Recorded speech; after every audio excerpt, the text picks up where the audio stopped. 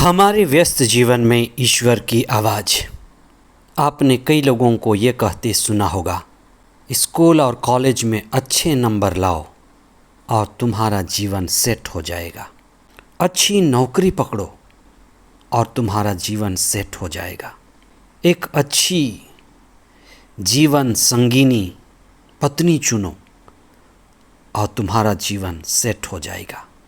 इसी तरह से जिसके पास अच्छी नौकरी थी, मकान था, परिवार था, प्रभु ने उससे कहा, मेरे पीछे चले आओ।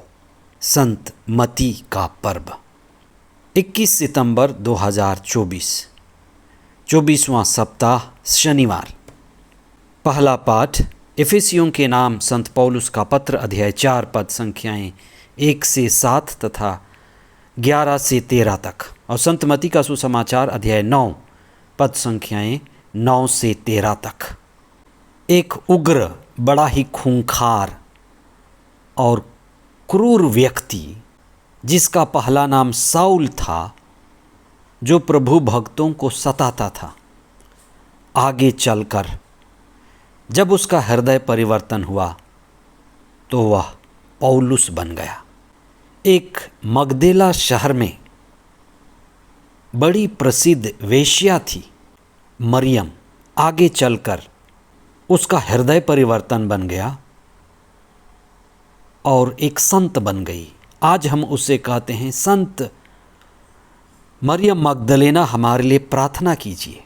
हमारी अज्ञानता में हम कोयले के बराबर हैं और हमारी समझ में, ज्ञान में, प्रभु में हम हीरे के जैसे बन जाते हैं। हमारी बेहोशी में हम सोए और खोए होते हैं, बेशुद्ध होते हैं, और जब हमारी आत्मा जागती है, हमारी दिव्यता जागती है, ईश्वर की रोशनी हम पर प्रकट होती है, तो हम चमकने लगते हैं। तब संत, महात्मा और प्रभु ईश्वर के प्रभावशाली साक्षी बन जाते हैं।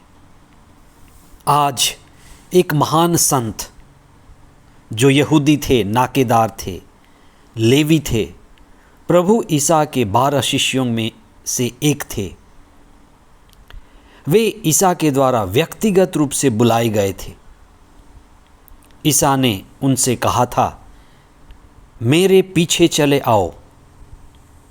वे नाकेदार थे, टैक्स लेते थे, लेवी उनका उपनाम था, उनकी ऑफिस थी, और वे बड़े सफल, योग्य, चुंगी लेने वाले थे, धनी थे, और अपने काम को बड़े व्यवस्थित ढंग से करते हैं।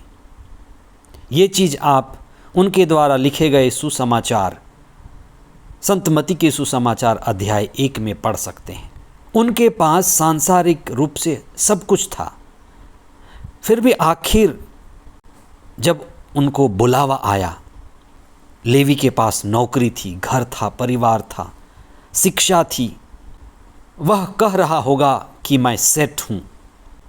जब आप अपने जीवन को देखें तो क्या आप कह सकते हैं कि आपने अच्छी पढ़ाई की है और आपका जीवन सेट है? आपके पास अच्छी नौकरी है, परिवार है, कामयाबी है। क्या आप कह सकते हैं कि मेरा जीवन सेट है, सब मिल रहा है? संत मती को सब मिल रहा था। उनके ऑफिस में सब व्यवस्थित था, वे सफल माने जा सकते थे।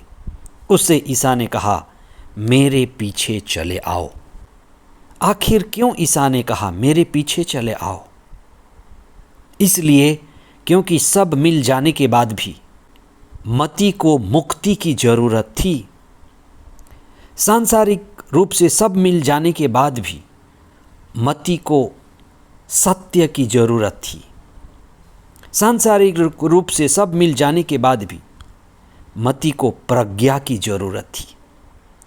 सांसारिक रूप से सब मिल जाने के बाद भी, सारे सुख के बाद भी मती को परम आनंद की जरूरत थी। इसीलिए ईसा ने उनसे कहा, मुक्ति पाने के लिए, सत्य की ऊंचाई पाने के लिए, अनंत जीवन पाने के लिए मेरे पीछे चले आओ। और ईसा के पीछे चलकर लेवी नाकेदार का स्वभाव जागा, उसके अंदर दिव्यता जागी, उसके अंदर आत्मा जागी और वह मुक्तिदाता की शिक्षा से, प्रभु ईसा की शिक्षा से अनंत जीवन को पाया, स्वर्ग राज्य का अधिकारी बना। उसके जीवन में अत्यधिक परिवर्तन आया और ईसा को पाकर वह स्वयं को भाग्यशाली और बड़ा आनंदित अनुभव किया। हमारे जीवन में सबसे ऊंचाई जो अनुभव का है वह दिव्य अनुभव है, ईश्वरीय अनुभव है, आत्मा का अनुभव है, जागने का अनुभव है, परम आनंद में जीने का अनुभव है।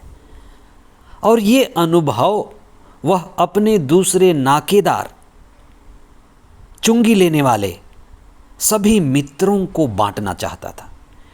इसलिए उसने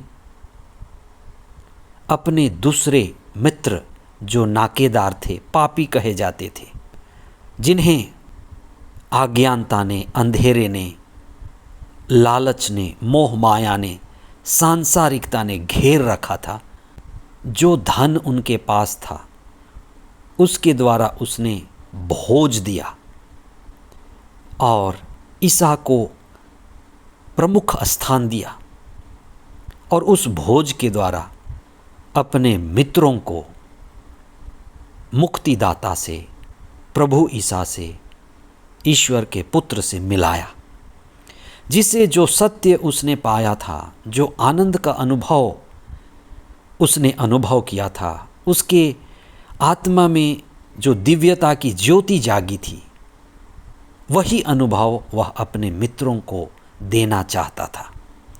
यह उसके हृदय परिवर्तन का अनुभव था। प्यारे भाई, प्यारी बहन, जब भी हमें ये सत्य का अनुभव, दिव्यता का अनुभव, ये ईश्वरीय अनुभव है, किसी भी व्यक्ति को मिलता है, चाहे वह किसी भी धर्म का क्यों ना हो, वह उसे बांटने लगता है। मीरा नाचने लगी, संत पौलुस प्रचार करने लगा। रत्नाकर एक डाकू था, वह प्रभु की शरण में होकर उसने ये काम किया जो आज लोग उसे वाल्मीकि कहते हैं, रामायण लिख डाली। ईश्वर का अनुभव अद्भुत है, जिसका प्रकाश केवल एक व्यक्ति तक नहीं, एक धर्म तक नहीं, हर व्यक्ति तक पहुंचता है। संतमती जो अनुभव किया वो हर एक व्यक्ति का अनुभव बने। हमारा जीवन चाहे कितना ही सांसारिक क्यों ना हो, इस दुनिया में हम कितने भी सफल क्यों ना हो, हम अनुभव करें कि हमें प्रभु की ज़रूरत है, प्रभु ही हमारा परम लक्ष्य है। संतमती हमारे लिए प्रार्थना करें। आमीन।